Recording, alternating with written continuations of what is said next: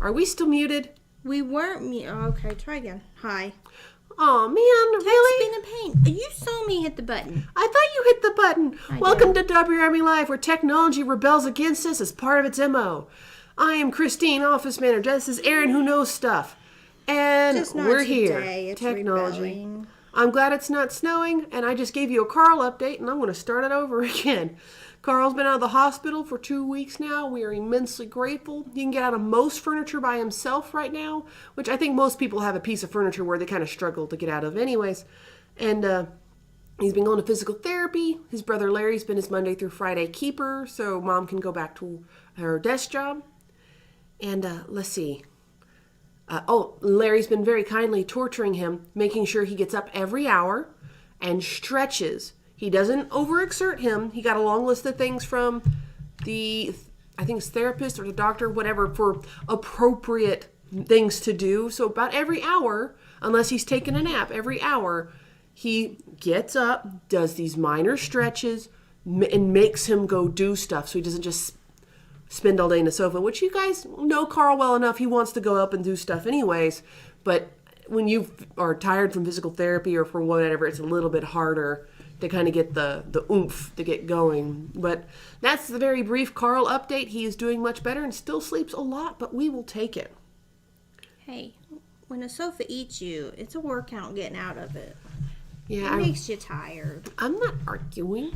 I remember when when I had my back troubles, and I mean, it was a fun waddle to kind of get to the right position and then hover up so I wouldn't hurt myself. I must have looked like some form of cartoon character, but gosh darn it, I got off the sofa. I didn't need help, and I didn't have to flop to the floor to get up. Anyone who's had back damage is like, yes, I remember this. It sucks. It is still a seller's market out there. Yes. I know we've talked about it a lot recently, but it's not going anywhere anytime soon per our observations. Inventory is low. Ridiculously low.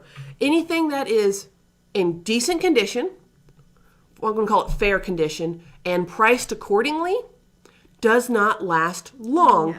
Unless, such as, it's quirky or in a less desirable neighborhood. But even then, it's not lasting super long. It's the 60-day waiting to get an offer is not common right now. No, because even on some wholesale stuff, we've seen offers quickly on stuff like that, which, and reasonable offers, usually on stuff that's more on the investment side, which means it's going to have somebody come in and do work. Mm-hmm. So it can't go your normal loans, VA, FHA, stuff like that. Those people will come in and lowball, because the repairs need done. They're trying to make money when they flip it or whatever. We haven't seen a lot of that. We're still getting reasonable offers and quick offers on stuff like that too. And I think I'm going to be shocked if every homeowner that's watching us hasn't gotten at least one postcard. I've gotten probably 5 postcards from various investors saying, I'm happy to pay you cash for your house. And I'm like, I'm good. Oh, I've been getting the phone calls. We heard you had a house for sale or you were trying to sell your house. Well, sometimes I call back and I'm like, yes, I do, but it's not mine. Mm-hmm. Here's where you find the information. And other times it's just, you talk to them and they ask, I'm like, where are you getting this information? So. Yeah, it's just, I think they're kind of preying on the people that might be in a distress situation due to maybe pre-foreclosure or just COVID causing an income reduction. The people that did deferments and forbearances. Again, quick plug for our Main Edge solutions where you don't have to just hope you get enough cash and walk away. There are other options, but backing away from that. Regardless, if you get this phone call or you get the postcard or whatever, call a local agent and talk to them about the market. See what the market is, see what's worth, and find your options. Because just because they're willing to buy it with cash doesn't mean they're going to give you enough to pay off your loan. Or what the fair market value is right now. Very true. Investors normally want a song, and they want it pretty. Because they want to turn around and make a profit themselves. Which is respectable, but not everyone can do that. Can make that sacrifice. So biggest thing is if you do want or need to sell your home this season, get it prepared. Some of these things, no matter how hard you try, there's always going to be something on the inspection report. It's very, very rare for an inspection report to come in, this house is perfect, it needs nothing, because the buyer could still be like, could you paint the walls? Can you have new carpet? Even if it's not required. But it's good to be prepared. Silly things like all the lights in the same shade. Some have daylight bulbs in their dining room, and other ones have that kind of yellowy one in their study. Make sure if they're separated rooms, it's not such a big deal, but make sure all the bulbs in that same ceiling fan are the same color. And the same type. So if you have a candelabra and then you have one of those little Chinese squiggly bulb ones, no. Make them all the same type. Spend that little bit of money to make it more presentable. And doesn't even have to be LED, just something. And if you have a lighter, like the yellow looking lights in the office because you're looking at a screen all day and that helps offset, just change it out and maybe stick a light in there for now. So when you're showing the house and someone walks in and flips off the light, they can actually see the room.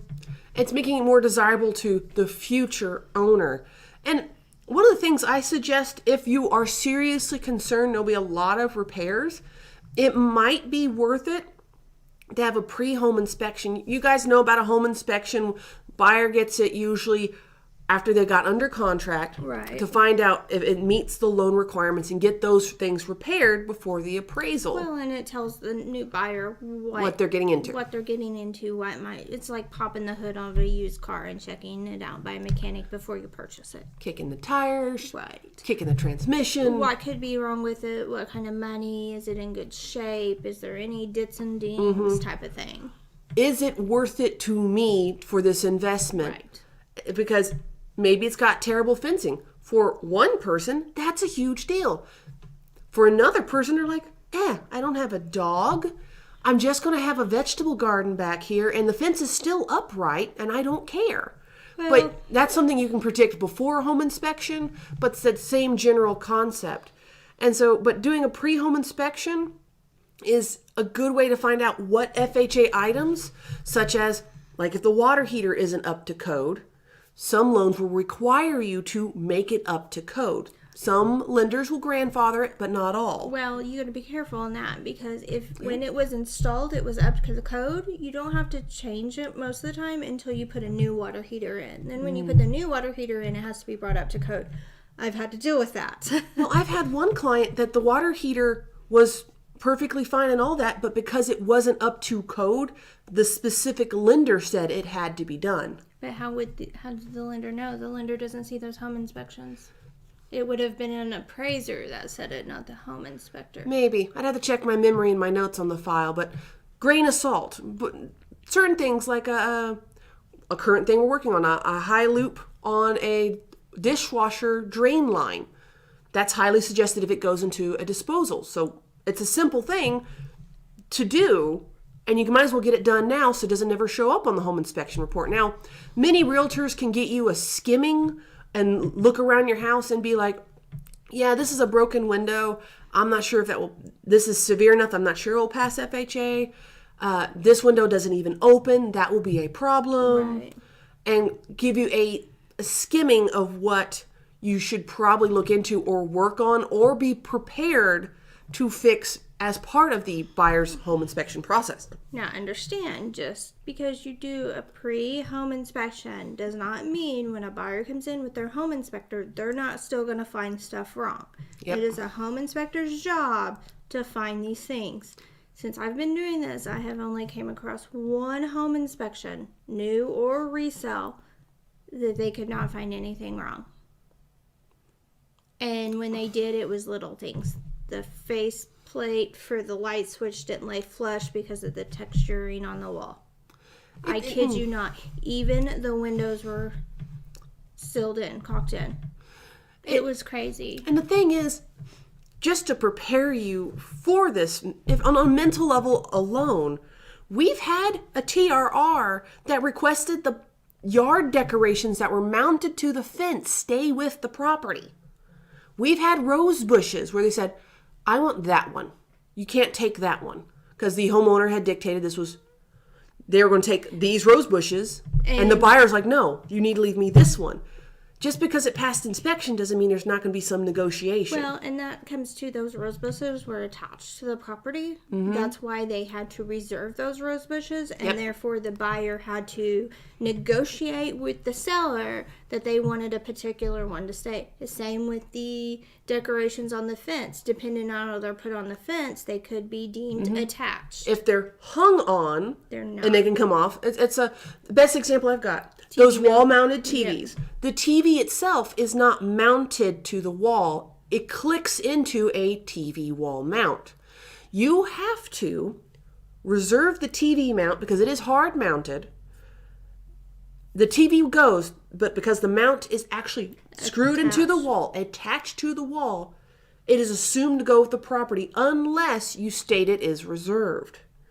And so that's one of those more common things now that people don't think about. They're like, oh, I'll just take all of it. That, and I've had people that have like those old vintage looking signs and neon signs, and those were actually attached into the wall because of how they were screwed in. We reserve those.